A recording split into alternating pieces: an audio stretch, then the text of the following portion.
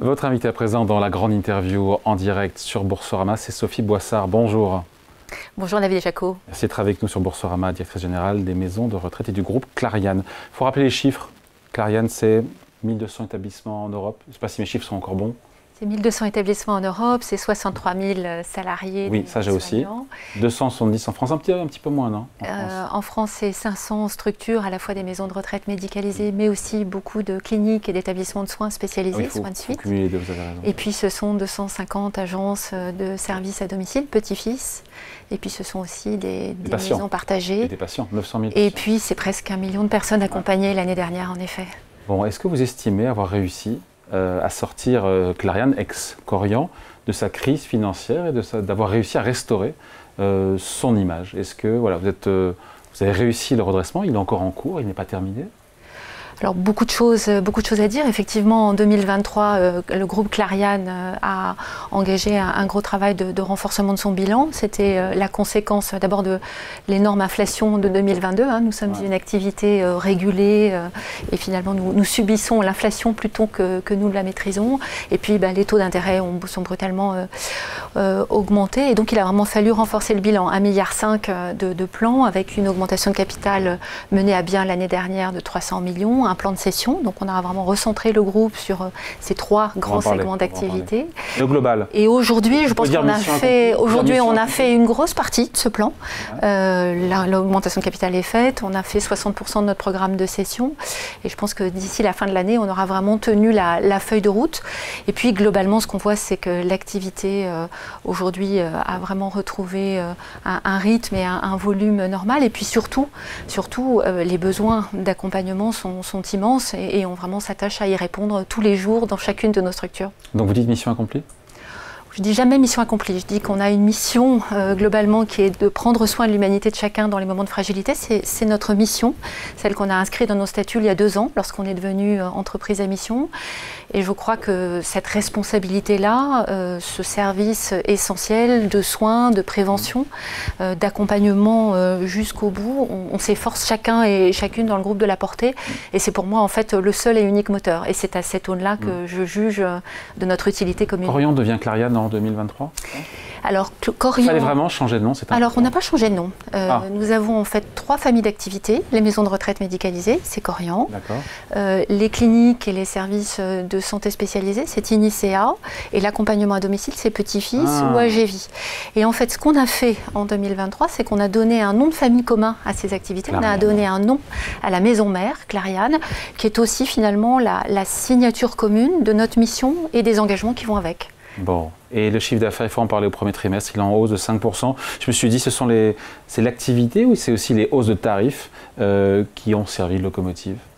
C'est un peu des deux en réalité, c'est à la fois effectivement des volumes qui croissent, notamment tout ce qui est accompagnement ambulatoire dans les cliniques de plus en plus, c'est l'accompagnement à domicile, c'est effectivement aussi le taux d'occupation dans les maisons de retraite, les 2/3 de notre activité, et puis c'est aussi une évolution tarifaire qui est à la fois le rattrapage de la grosse inflation de 2022-2023, puisqu'on a renégocié nos tarifs avec les autorités de santé et les tarifs des caisses d'assurance maladie, et puis c'est aussi le reflet de la complexité en fait croissante de la prise en charge.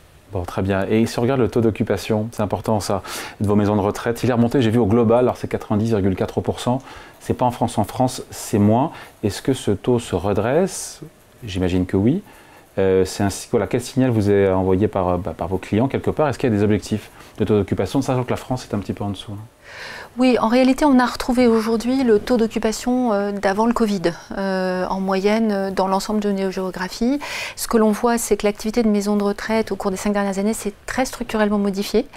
On est passé finalement d'une activité très résidentielle où les personnes, vraiment la maison de retraite en réalité d'antan, à une activité qui est beaucoup plus médicalisée, plus gériatrique aussi, et donc qui est plus une activité de flux.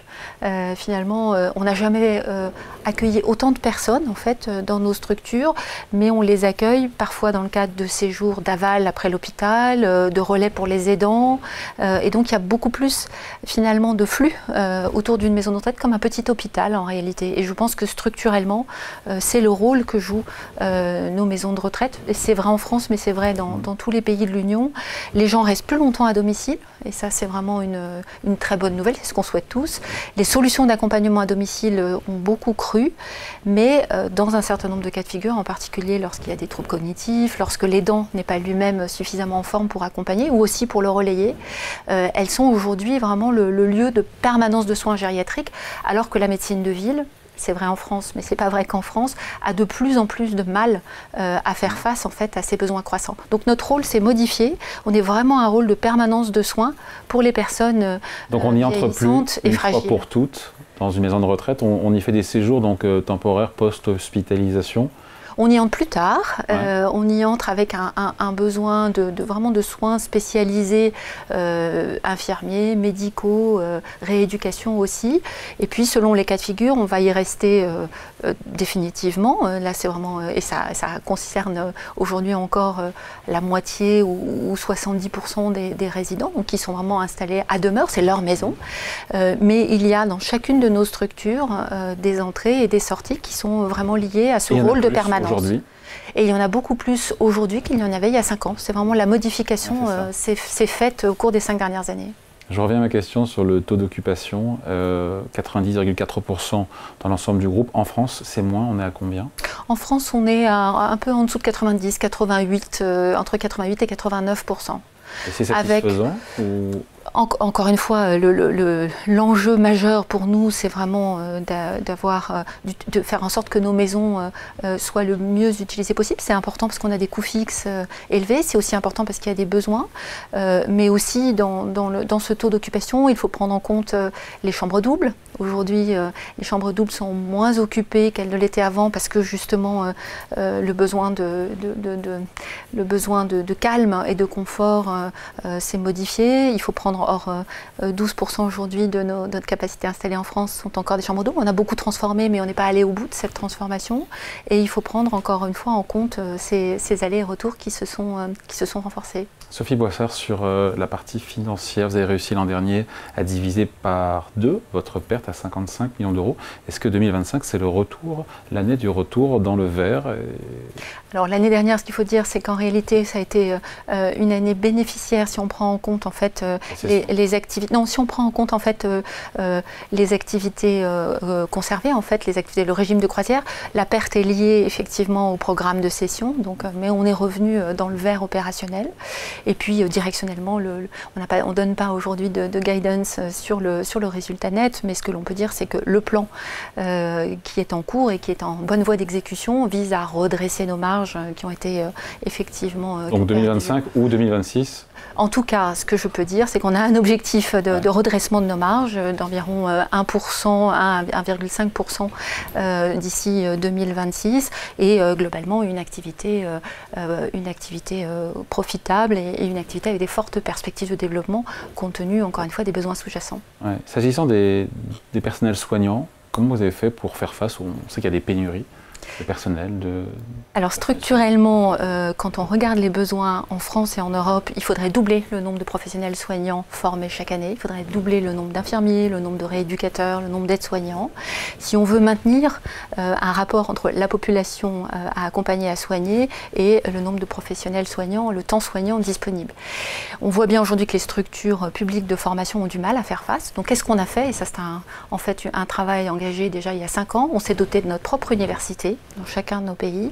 Et aujourd'hui, nous formons, l'année dernière, c'était 7000 personnes formées dans les filières infirmières, dans les filières médicales, dans les filières aussi de management des établissements de santé ou médico-sociaux. Et cet engagement-là, de pouvoir année après année offrir à environ 10% de nos collaborateurs permanents le fait de pouvoir s'engager dans une formation diplômante, de promotion professionnelle ou de spécialisation, c'est un engagement structurel structurant. On l'a pris d'ailleurs au titre des entreprises, de l'entreprise à mission. Et ça, pour moi, c'est un des piliers de nos fondamentaux du groupe Clariane. C'est commun à tous nos métiers. Et c'est comme ça, pour répondre à votre question, qu'aujourd'hui, on est capable de manière autonome de faire face à nos besoins de recrutement et pour couvrir notre développement en misant sur nos propres filières de formation, des filières évidemment locales avec des écoles spécialisées avec lesquelles on est en partenariat. Que peut faire Clariane pour améliorer l'image des EHPAD auprès des Français, des soignants, même des Français en général? Alors la première des choses, c'est nous travaillons d'abord en permanence à la manière dont nos services, la prise en charge, l'expérience en fait des patients ou des résidents est vécue. Ce que je peux vous dire, c'est que chaque année, on mesure le score de recommandation nette, le NPS. C'est presque 100 000 personnes qui répondent à cette question, à la fois des patients et aussi des proches. Et on a un NPS qui n'a cessé de s'améliorer. On était à plus 44 l'année dernière, donc sur ce qui est très très élevé, c'est 10 à 20 points de mieux que le secteur. On fait faire ça évidemment par un organisme externe indépendant qui a donc aussi des comparables. Et l'engagement qu'on a pris, c'est de rester supérieur à plus 40 dans les années qui viennent. Donc on travaille d'abord sur la qualité de ce qu'on fait et la qualité technique et la qualité perçue. Après, je pense que la mauvaise réputation du secteur, quand on regarde les enquêtes d'opinion, oui. Elle est le reflet de deux choses. D'abord, une angoisse assez profonde de chacun d'entre nous face à la vieillesse, à la mort, et donc il y a une forme d'effroi par rapport aux enjeux en fait de notre métier. Et puis la deuxième chose, je crois, c'est évidemment le reflet des controverses et en particulier l'impact des fossoyeurs et puis aussi la pandémie. Il ne faut pas oublier le fait d'avoir été obligé d'interdire les visites pendant la pandémie, le fait aussi d'avoir eu ces mesures drastiques en matière d'obsèques. Tout ça a été un immense traumatisme sur lequel probablement on n'a pas mis suffisamment de mots officiellement, collectivement, et le secteur vit encore avec ce traumatisme. Je voudrais dire que c'est profondément injuste par rapport au dévouement, au professionnalisme, à l'immense courage d'ailleurs, l'engagement des personnels soignants auprès des personnes âgées, fragiles.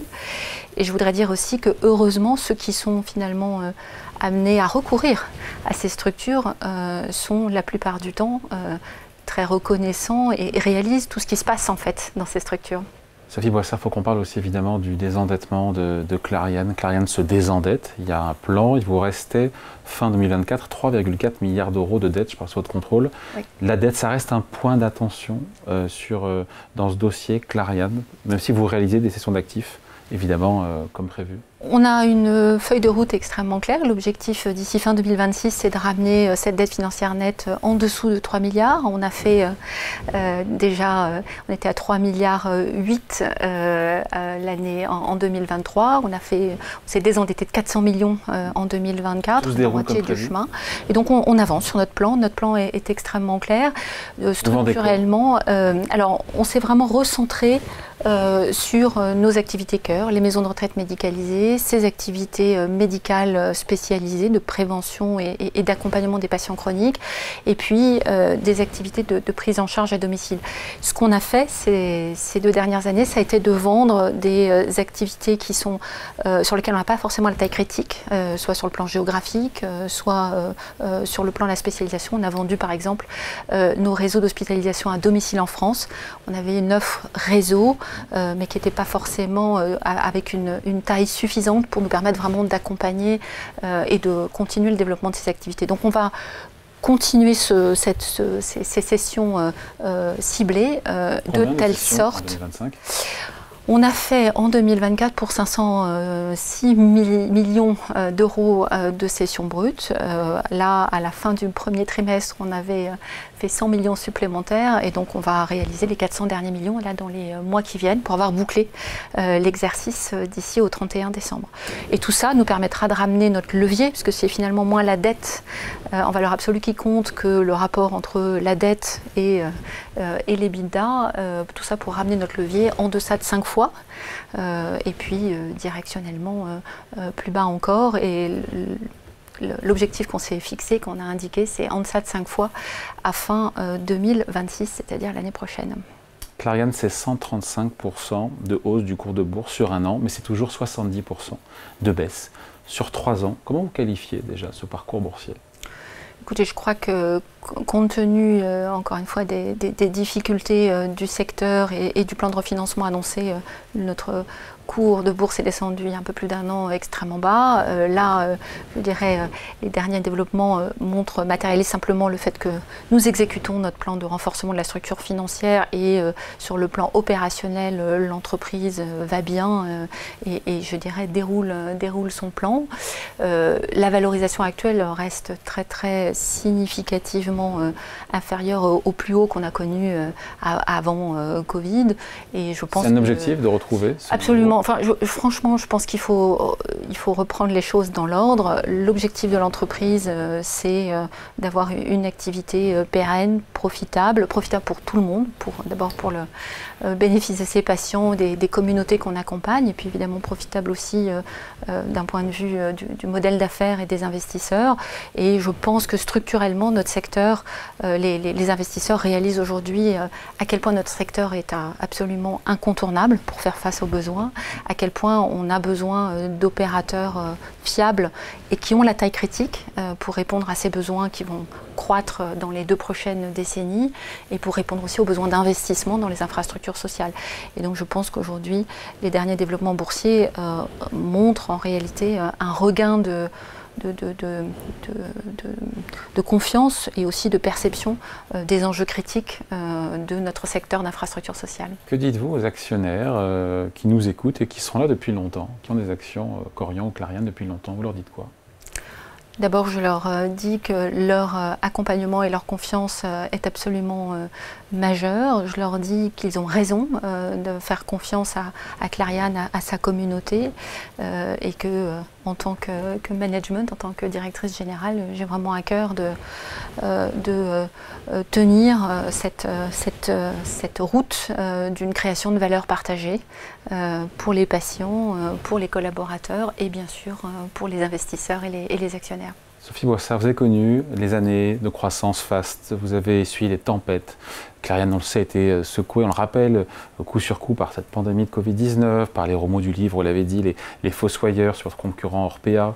Et à un moment, vous avez même été, entre guillemets, lâché par les marchés parce que surendetté.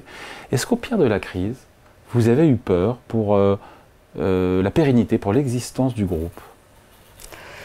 Le point majeur pour moi, ça a toujours été que notre activité reste de qualité, soutenue et que sur le plan opérationnel, l'entreprise vraiment aille bien. Et ça, avec un engagement assez formidable de tous nos collaborateurs et de l'ensemble de nos parties prenantes, cet élément-là a toujours été vraiment très solide. Et donc après, pour le reste, encore une fois, qui pouvait imaginer la pandémie de Covid, qui pouvait imaginer cette flambée d'inflation en 2022 qui évidemment touche des secteurs hautement régulés avec des coûts fixes importants comme le nôtre. Donc voilà, il a fallu faire face. Il y a des nuits où vous avez moins, mal, peu, pas dormi? Écoutez, ça je crois que c'est le quotidien d'un chef d'entreprise, c'est d'être capable de dormir, y compris dans la tempête, de manière à faire face. Le point majeur, encore une fois, c'est que nous soyons au rendez-vous de ce qui est attendu, de ce qu'attendent de nous, les patients, les résidents et globalement les proches. Qu'est-ce qu'on apprend en tant que manager de toutes ces tempêtes quand on les affronte et qu'on s'en relève? On apprend d'abord et avant tout l'immense force du collectif.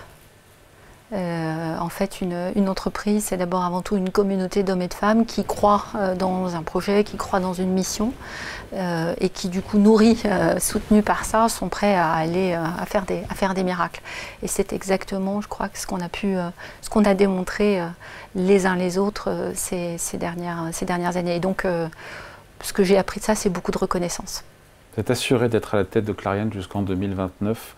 Les chantiers incontournables, majeurs, urgents? Alors, les chantiers incontournables et majeurs pour ces 4 prochaines années, ils sont doubles. D'abord, première chose, être à la hauteur du défi en fait, du vieillissement et des maladies chroniques. je ne suis pas sûre aujourd'hui on oublie dans le paysage à quel point ce qui nous attend, c'est 30% de personnes très âgées ou souffrant de maladies chroniques supplémentaires d'ici 2030, c'est 50% en 2040. C'est des investissements indispensables en fait dans les infrastructures sociales, de soins, de proximité. Rapport Prodi en 2018 les avait chiffrés à 140 milliards d'euros par an à l'échelle de l'Union européenne. Et nous, Clariane, nous sommes présents dans 6 pays d'Europe, les plus peuplés, et nous sommes vraiment aujourd'hui très très soucieux de pouvoir répondre avec les autorités locales à cela. Le deuxième enjeu, il est technologique. Les activités de santé, si on veut répondre de manière efficace, si on veut aussi vraiment prendre le virage de la prévention, du maintien des capacités, il faut absolument qu'on prenne le virage du digital.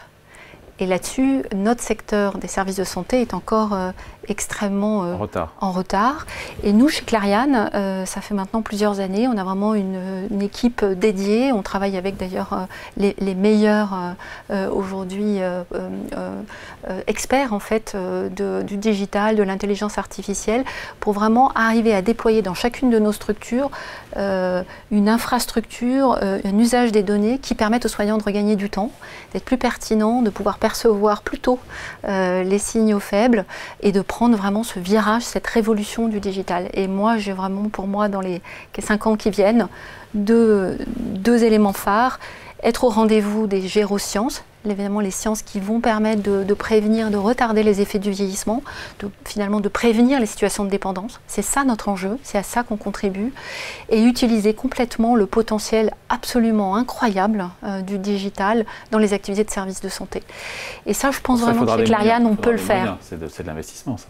C'est de l'investissement, c'est surtout en fait de la pertinence, c'est des équipes de bon niveau pour le faire et c'est une taille critique pour pouvoir travailler avec aujourd'hui les meilleurs acteurs du numérique. Et ça, chez Clariane, on l'a. Allez, merci. Sophie Boissard, donc directrice générale du groupe Clariane, pour cet entretien invité, la grande interview en direct sur Boursorama. Merci. Merci beaucoup, merci à vous.